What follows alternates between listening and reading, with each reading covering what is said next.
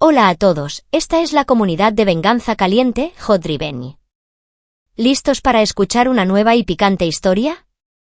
Entonces pónganse cómodos, que comenzamos. Un mensaje de texto llegó tarde un martes por la noche, iluminando mi teléfono. Era de mi madre, Judith. Inmediatamente abrí el mensaje, la propiedad ha sido vendida. Cambiamos las cerraduras del taller. Ahora te has quedado fuera. Quiero verte intentar salir adelante por tu cuenta. Ja ja ja. Releí el corto mensaje. Las palabras en sí se sintieron como un golpe, pero la línea del ja ja ja fue lo que realmente dolió. Esto no era solo una traición, era su celebración. Estaban dando una vuelta de victoria. No entré en pánico ni empecé a llorar. La furia que comenzó a crecer dentro de mí era completamente fría. Era una calma que me dio una claridad instantánea. Creían que habían ganado y que finalmente habían logrado excluirme. Yo solo sonreí. No tenía ni idea de lo que acababan de desatar. Dejé mi teléfono suavemente. No llamé a mi madre para gritarle. Me quedé quieta en mi silencioso apartamento, dejando que esa sonrisa fría y medida apareciera en mi rostro. Esto no era felicidad lo que sentía, era un cálculo. Pensaron que cerrar el taller físicamente resolvía su problema. Olvidaron que yo controlaba los cimientos del negocio. Abrí mi computadora portátil. La pantalla brillante iluminó la habitación oscura. Inicié sesión en el portal de proveedores del principal distribuidor de autopartes de Detroit. Mi nombre, Emily, era el nombre registrado en la cuenta. Cada compra estaba garantizada por mi número de tarjeta de crédito personal en el archivo. Vi el pedido que mi padre, Walter, probablemente había enviado más temprano ese día. 12 transmisiones nuevas programadas para ser entregadas a la mañana siguiente. Pulsé el botón de cancelar. A continuación, fui al sitio web de arrendamiento de equipos. Esa máquina de diagnóstico de alta tecnología de la que estaban tan orgullosos. Mi nombre, crédito y garantía aseguraban el contrato. También cancelé eso. El pedido regular de 2 docenas de neumáticos del proveedor Goodyear fue lo siguiente. Cancelado. A los 3 minutos pasada la medianoche, solo momentos después de su declaración de victoria, había detenido por completo toda su cadena de suministro. El taller sería completamente inoperante al amanecer. No podrían comprar ni una sola llave inglesa sin mi intervención. Para entender por qué poseía este nivel de control, necesitan saber sobre mi familia. Para comprender por qué sentía cero culpa, deben conocer la última década de mi vida. Mi nombre es Emily. Tengo 29 años y soy una mecánica altamente calificada. Mi familia solía ser dueña de un taller de reparación de vehículos en Detroit. Ese negocio fue establecido por mi abuelo, pero durante los últimos 10 años ha sido mi obligación. Mi padre, Walter, actúa como la cara carismática de la operación. Le gusta dar apretones de manos y contar anécdotas, pero no sabe distinguir entre una llave de vaso y una llave dinamométrica. Mi madre, Judith, se preocupa exclusivamente por la percepción pública y el estatus social que le otorgaba ser dueña del taller. Luego está mi hermana, Bridget. Tiene 24 años.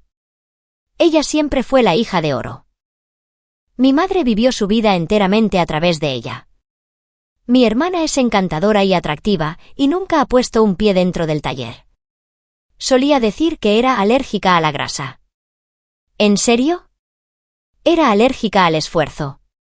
Siempre asumí que yo era la persona responsable. Ese era el término que me aplicaban constantemente.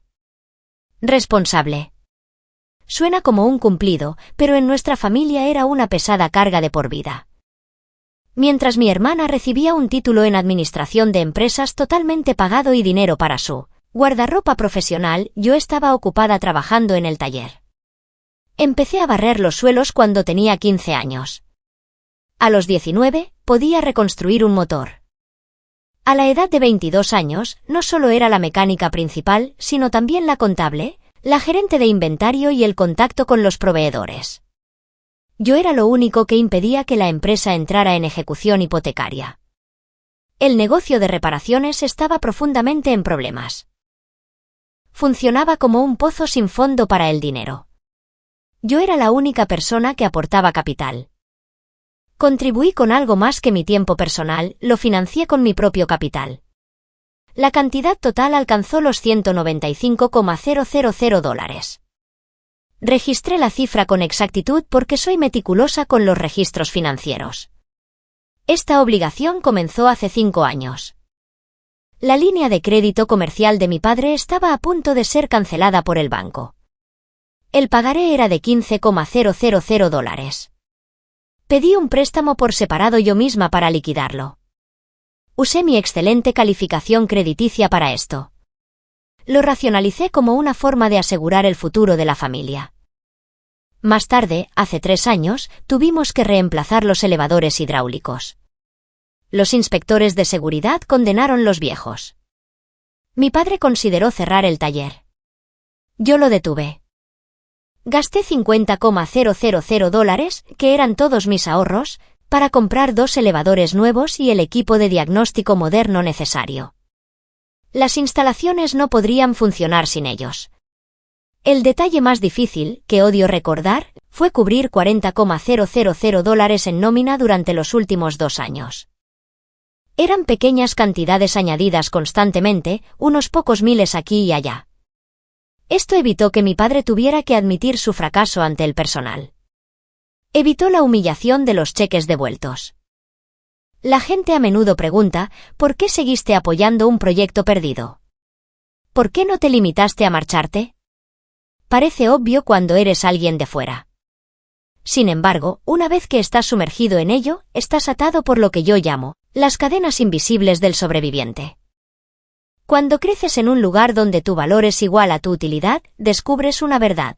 Ser responsable es el único método para ganar cualquier migaja de atención positiva. Dejas de ser una persona, funcionas como una columna de apoyo. Te aterra hacer una pausa. Temes que si dejas de sostener las cosas, toda la estructura se vendrá abajo. Asumes que será totalmente culpa tuya. Esto es un tipo de indefensión aprendida. Carece de barrotes físicos, pero es una prisión. Te acostumbras tanto a la dinámica que no logras localizar la salida. Mantienes la carga aferrándote a la esperanza de que tu gran sacrificio será finalmente apreciado.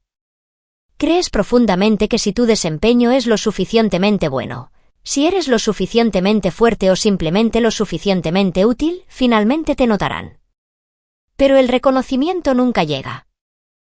Esto se debe a que ellos están atrapados en su propio hábito, la normalización de la crueldad. No veían sus acciones hacia mí como crueles. Simplemente seguían los roles que todos habíamos acordado tácitamente. Mi padre, Walter, era el líder. Mi madre, Judith, manejaba las apariencias. Mi hermana, Bridget, era la que todos favorecían, destinada al éxito, destinada a una existencia mejor. Yo era la dependiente. Cuando utilizaban mis fondos, no sentían que estaban robando. Lo veían como su derecho.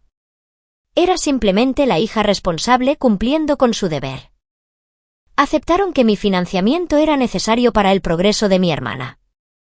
Mientras yo agotaba mis ahorros para equipos de reparación, mi hermana publicaba fotos de viajes por Europa. Mi madre presumía con orgullo que el taller había financiado el viaje. No eran personas malvadas como los villanos de ficción. Eran mucho más comunes y verdaderamente aterradores. Eran personas que habían justificado su egoísmo durante tanto tiempo que ya no se daban cuenta de que estaban siendo egoístas en absoluto. A las 7 de la mañana, mi teléfono comenzó a recibir notificaciones sin parar. Primero fue un mensaje de voz frenético de mi padre, Walter. No estaba preguntando, estaba gritando, Emily, ¿qué hiciste? Todos nuestros pedidos de suministros están cancelados. El taller está completamente congelado. Has creado una crisis enorme. Debes solucionar esto inmediatamente. Unos segundos después, llegó un mensaje de mi hermana, Bridget, estás exagerando totalmente. Mamá solo estaba molesta. Ya sabes cómo puede ser. Tienes que llamar al distribuidor de autopartes y restaurar los pedidos. Esto es muy inconveniente para mí. Por supuesto, ella estaba avergonzada. Luego vino el gran final. Mi madre, Judith, hizo un anuncio público en su cuenta de redes sociales. Es verdaderamente desgarrador cuando los hijos olvidan quién les proveyó. Les dimos todo lo que teníamos. Ahora están tratando de arruinar a toda su familia por un desacuerdo menor. Revisé cada una de las comunicaciones. Escuché el mensaje de voz completo. Sin embargo, en ese torrente de miedo y acusaciones, nadie se molestó en preguntar por qué. Ni una sola persona preguntó si yo estaba bien o admitió que habían ido demasiado lejos. No estaban arrepentidos por lo que me hicieron. Solo estaban furiosos porque finalmente había cerrado su flujo de dinero. Su total falta de arrepentimiento fue el jajaja definitivo. Me dio la autorización final que necesitaba. Demostró que no sentían nada por mí. Esto despejó el camino para mi siguiente paso. No respondí a ninguno de ellos. Dejé que su pánico creciente colgara en el aire. Me preparé una taza de café, abrí mi computadora y hice una llamada diferente. ¿Paige? Hola, soy Emily. Paige era mi antigua compañera de cuarto de la universidad. Habíamos sobrevivido juntas a las noches de estudio y a la mala comida universitaria. Ahora era socia en uno de los mejores bufetes de abogados de negocios en Detroit. Ha pasado tiempo. ¿Está todo bien? Preguntó. Respiré profundamente antes de responder. No exactamente. Necesito ayuda legal. Le conté toda la historia, la década de trabajo gratuito, la hermana que lo recibía todo, el cruel mensaje de jajaja y luego le proporcioné las cifras financieras. El préstamo de $105,000, los $50,000 para equipo, los $40,000 para salarios, el total de $195,000. Hubo un silencio largo e incómodo en la línea telefónica. Cuando Paige finalmente habló, su voz se había vuelto fría. No solo te dejaron fuera. Lo que estás describiendo califica como un caso clásico de enriquecimiento injusto y la doctrina de los actos propios. Promissory estoppel. Realmente no tienen idea de lo que han hecho. Hizo una pausa por un momento. Nunca me había sentido tan complacida de ser abogada. ¿Qué es exactamente lo que quieres, Emily? Dime tu objetivo exacto. Quiero el dinero que me deben, afirmé claramente. Excelente, respondió ella. Porque vamos a cobrarlo. Paige fue implacable. No perdió el tiempo en absoluto. Esa misma mañana, preparó una notificación legal formal, una carta de demanda. No se envió por correo electrónico. Un mensajero legal profesional la entregó en la casa de mis padres esa misma tarde. Llegó probablemente mientras cenaban y se preguntaban por qué seguía ignorando sus llamadas. Las condiciones eran sencillas. Tenían 30 días para cumplir. Opción 1. Iniciar un calendario de pagos legalmente vinculante por los $195,000 totales que yo había invertido. Opción por 2. Otorgarme una participación inmediata del 50% en la propiedad de la próxima venta del terreno. Si no respondían o decidían ignorar la carta, se presentaría de inmediato una demanda completa por enriquecimiento injusto, exigiendo el monto total más los intereses acumulados y todos los gastos legales. Esto ya no era solo un conflicto familiar. Esto era una disputa legal seria y yo acababa de presentarme a una pelea de cuchillos conduciendo un tanque. Paige me llamó de nuevo 48 horas después. Yo esperaba una respuesta a la carta de demanda, tal vez una respuesta furiosa de mi padre. En cambio, escuché noticias inquietantes. ¿Estás sentada? Preguntó. Su voz era aguda y fría. ¿Qué pasa? Respondí. Investigué la venta de la propiedad, dijo. Encontré los registros corporativos de la LLC compradora que firmó el contrato. El nombre es Samuel Thorne. ¿Te suena? Hice una pausa. No, espera. Sí, Thorne, el prometido de mi hermana. La voz de Paige era plana. Samuel Thorne es el futuro suegro de Bridget. Mi cuerpo se enfrió. Me senté instantáneamente. Esto era un trato, no una venta al azar. Vendieron el terreno a la nueva familia de mi hermana. Era un acuerdo comercial, una dote para asegurar su estatus social. Mi tiempo, mi dinero y mi vida fueron vendidos para financiar el matrimonio de mi hermana. El cálculo deliberado era horroroso. Paige, susurré. Eso es terrible. Prepárate, advirtió ella. Eso no es lo peor. ¿Qué podría ser peor? El préstamo comercial de $105,000, continuó. El que cubriste durante 5 años. El que empezó todo. Sospeché algo. Pedí los documentos bancarios originales. Los recibí hace 1 hora. El silencio fue abrumador. Emily, dijo finalmente, me dijiste que tu padre te pidió ayuda. Que tomaste un préstamo para cubrir sus pagos. Sí, se enfrentaba al impago. No podía entrar en impago, afirmó Paige. Porque el préstamo tenía un fiador personal. ¿Quién? Tu padre falsificó tu firma. No podía respirar. Tu nombre está en el documento inicial como fiador. Él lo firmó. Por eso acudió a ti. No estaba pidiendo ayuda, estaba ocultando su delito grave. Si ese préstamo hubiera entrado en mora, el banco se habría llevado tu apartamento, tus ahorros, todo. Este fue el golpe final. Era un fraude, un crimen. No era codicia o favoritismo. No había estado ayudando, había estado destruyendo pruebas de su delito. El mensaje de jajaja de repente cobró un sentido enfermizo. Me dejaron fuera porque el terreno estaba vendido y pensaron que yo, la testigo clave, ya no era necesaria. Me quedé en silencio. El teléfono estaba apretado contra mi oreja mientras el último gramo de lealtad familiar se convertía en polvo. La demanda por fraude los golpeó duro. Paige llamó el lunes. No vas a creer esto, sonrió. El desarrollador, Samuel Torne, se enteró de la demanda. No quiere que su hijo se case con una familia señalada por falsificación. Apreté mi café. ¿Qué sucede ahora? Está amenazando con abandonar la compra del terreno, dijo Paige. No vinculará su nombre a una investigación criminal. El mismo trato por el que cometieron fraude estaba siendo incinerado por mi demanda. El pánico comenzó. Sus llamadas llegaron, pero ahora eran desesperadas. Los ignoré a todos. El martes por la noche, golpearon mi puerta salvajemente.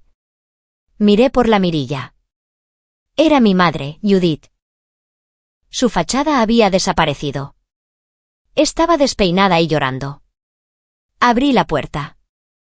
Emily, detén esto, sollozó. Torne se echará atrás. Cancelará la boda de Bridget. Su futuro está arruinado. Es tu hermana. Recordé el mensaje de mi hermana, esto me está avergonzando. ¿Y el de mi madre? Jajaja. Esto nunca se trató de dinero, mamá, dije, con la voz vacía. Lo sabes. ¿Qué quieres? Pagaremos. Solo ayuda a tu hermana. Esa vieja frase. Haz algo por la familia. La familia que me desangró y se rió. Está bien, dije en voz baja. La esperanza brilló en sus ojos. Oh, Emily, gracias. Ya lo hice, le dije. Entré, saqué un papel doblado y se lo entregué. Ella lo miró. ¿Qué es esto? ¿El acuerdo? Eso, le informé, es una copia de la denuncia penal por falsificación que presenté contra papá hoy. Se la envié al fiscal de distrito y al señor Torne. Su rostro se puso blanco. La esperanza murió, reemplazada por el horror. Adiós, mamá, dije, cerrando la puerta. La denuncia penal fue el fin. Ante la prueba irrefutable del delito, la resistencia de mi padre colapsó. Samuel Torne se retiró al instante. El compromiso de Bridget se canceló rápidamente. Casarse con una familia que enfrentaba cargos por fraude era inaceptable. La demanda fue una carnicería. Nunca llegamos a juicio. Sus abogados vieron las pruebas de la falsificación e inmediatamente presionaron para llegar a un acuerdo. Los términos eran simples. Ellos tenían cero poder. Tuvieron que vender el terreno del taller en una subasta pública inmediatamente para cubrir sus deudas. Después de pagar a los acreedores, el dinero restante se dividió. Mi padre, Walter, recibió 3 años de libertad condicional por fraude. Vi cómo se confirmaba la transferencia bancaria en mi computadora, 400,000. Abrí mi vieja hoja de cálculo, 195,000. Los préstamos, el equipo, la nómina, los años de mi vida reducidos a un número. Era el precio de su falsa aprobación. Seleccioné el archivo y pulsé eliminar. Esa noche, dormí libre. Sin sueños de facturas o grasa. Sin la presión de ser la responsable. Pero la justicia no es destrucción. No es el dinero que recuperas. Es lo que construyes con él. Existe la justicia de la tormenta, que destruye para saldar una cuenta. Y existe la justicia de la tierra, que planta un nuevo crecimiento. Yo elegí la tierra.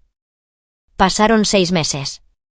Usé el dinero del acuerdo para comprar un taller deteriorado al otro lado de Detroit. Limpié, pinté y compré el mejor equipo. Hoy, Tech Auto está abierto. Es brillante, limpio y solo mío. Tenemos citas reservadas para las próximas 3 semanas.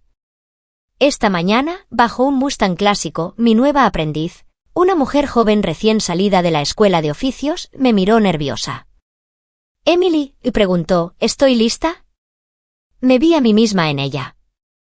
Me limpié las manos, tomé una llave dinamométrica limpia y la puse en su palma. ¿Estás lista?, dije. Déjame enseñarte. Soy libre. No soy una hija o simplemente una mecánica. Soy una constructora, y este es mi legado. ¿Alguna vez te has elegido a ti mismo por encima de la familia? ¿Tuviste que derribar cosas para construir algo nuevo? Cuéntame tu historia en los comentarios.